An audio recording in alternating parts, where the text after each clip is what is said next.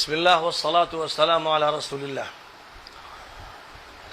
ابھی مجھے ایک تحریر اپنے دوستوں، بزرگوں، محبین اور محبوبین کی طرف سے ملی، جن میں سر فہرست مولانا عیسیٰ منصوری صاحب ہیں، ہمارے برادر عزیز مولانا سعید الرحمن فیضی صاحب ہیں، ہمارے بزرگ ڈاکٹر محسن عثمانی صاحب ہیں.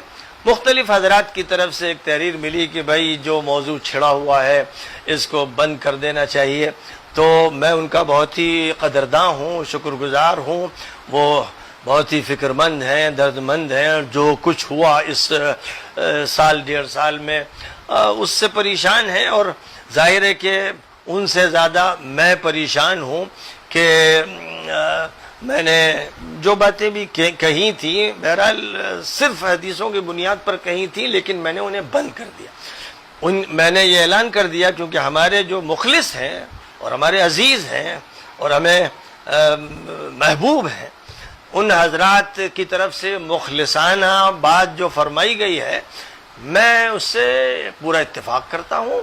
میں چاہتا ہوں کہ امت میں فتنے نہ ہو، اسی لیے میں نے ایک تاریخی اعلان کیا جس میں میں نے یہ بات بیان کی کہ حضرت حسن رضی اللہ تعالیٰ عنہ کے طریقے کو اختیار کرتے ہوئے میں نے خاموشی کا فیصلہ کیا، اور یہ فیصلہ کیا کہ بھئی جیسے یوم الجماعت قائم ہوا تھا جب حضرت حسن نے تنازل اختیار کر لیا تھا، ویسے ہی میں چاہتا ہوں کہ یوم الجماعت قائم ہو میرے درمیان اور میرے تمام بڑوں چھوٹوں کے درمیان.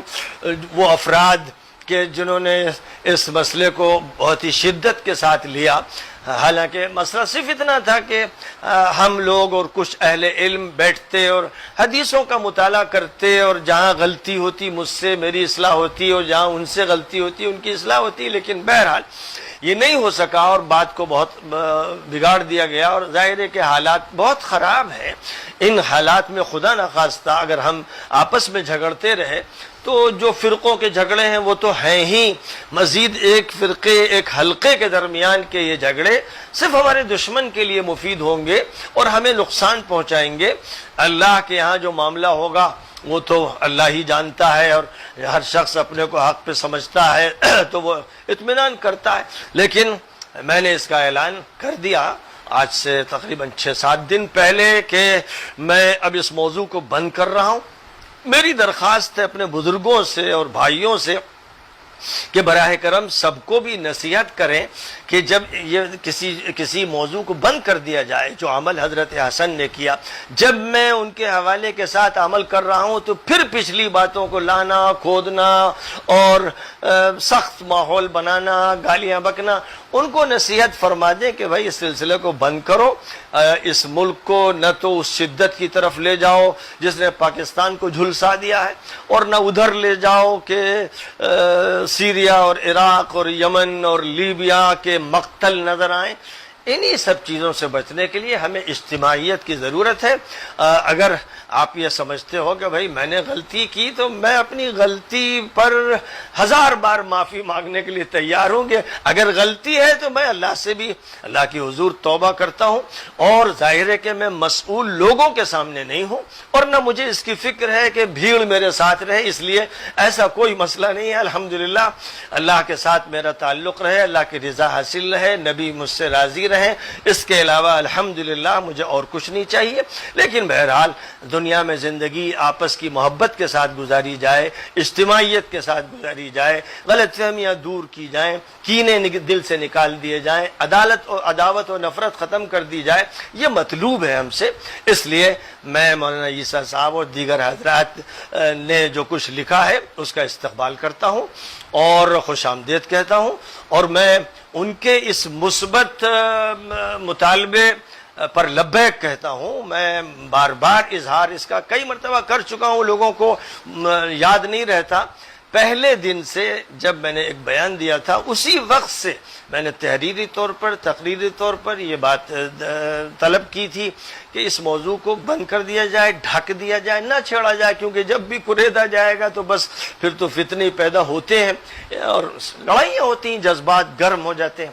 اس لیے بہرحال یہ میری پہلے دن سے درخواست رہی, اور پھر میں شاید 7-8 مرتبہ اس درخواست کو دہراتا رہا.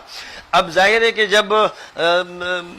جب شدت کے ساتھ مخالفت کی گئی تو مجھے قرآن اور حدیث میں دلیلیں تلاش کرنی پڑیں, اور الحمدللہ اللہ کا فضل ہے, نہ کسی کتاب عقیدے کا میں نے حوالہ دیا, نہ کسی شخصیت کا, صرف اللہ اور رسول کا مسلسل 1.5 سال سے ذکر کر رہا ہوں.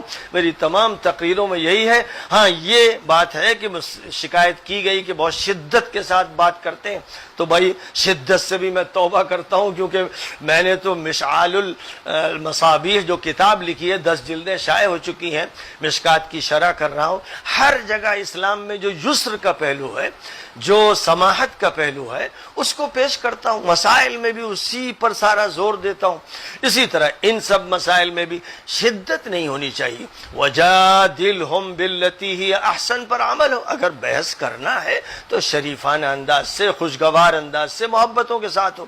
اس معاملے میں مجھ سے جہاں زیادتی ہوئی میں اس سے رجوع کرتا ہوں, اور جس کو بھی تکلیف پہنچی ہو میں نے تحریری طور پر بھی کہا, زبانی بھی کہتا ہوں, میں معافی مانگتا ہوں, اور یہ چاہتا ہوں کہ اللہ مجھے معاف کرے اور نبی پاک علیہ السلام مجھ سے خوش ہو جائیں, اور جو اہل ایمان ہیں ان کے درمیان اچھے تعلقات ہوں.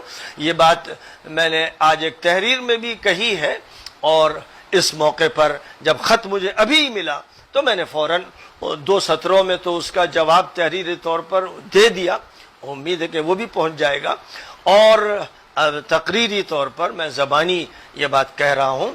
اس وجہ سے کہہ رہا ہوں کہ یہ کوئی نہ سمجھے کہ بھائی میں لوگوں کی رضا چاہتا ہوں یا کوئی مفاد چاہتا ہوں. الحمدللہ ثم الحمدللہ, ہرگز نہیں.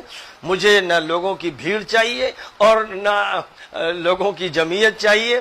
میں اکیلا رہوں اس پر میں راضی ہوں, لیکن یہ چاہتا ہوں کہ مسلمان سوسائٹی میں اخوت ہو. انما المؤمنون اخوۃ فاصلحوا بین اخویکم واتقوا اللہ لعلکم ترحمون. یا ایھا الذین آمنوا لا يسخر قوم من قوم عسى ان يكونوا خيرا منهم ولا نساء من نساء عسى ان يكن خيرا منهن ولا تلمزوا انفسكم ولا تنابزوا بالالقاب بئس الاسم الفسوق بعد الايمان ومن لم يتب فاولئك هم الظالمون. يا ايها الذين امنوا اجتنبوا كثيرا من الظن ان بعض الظن اثم ولا تجسسوا ولا يغتب بعضكم بعضا أيحب أحدكم أن يأكل لحم أخيه ميتا فكرهتموه واتقوا الله لعلكم ترحمون. لہذا میری طرف سے کسی کی غیبت ہو گئی ہو, میں نے غلط لفظ کسی کے لیے استعمال کر لیا ہو, میری زبان کے اندر درستی و سختی پیدا ہو گئی ہو, 10 بار میں اس پر معافی مانگتا ہوں تاکہ دل صاف رہیں اور ہمارے اندر اہل ایمان کی محبتیں ہوں. جو مطلوب ہے قرآن کے ذریعے, حدیث نبوی کے ذریعے جو اہل ایمان کے تعلقات مطلوب ہوں, وہ تعلقات ہمارے اندر پیدا ہوں. میں چاہتا ہوں کہ وہ عبارت جو مجھے بھیجی گئی ہے اس کو بھی سب لوگ پڑھ لیں, میرا یہ جواب بھی سب سن لیں, اور مختصر سے جو جواب میں نے اس میں دیا اسے سن لیں.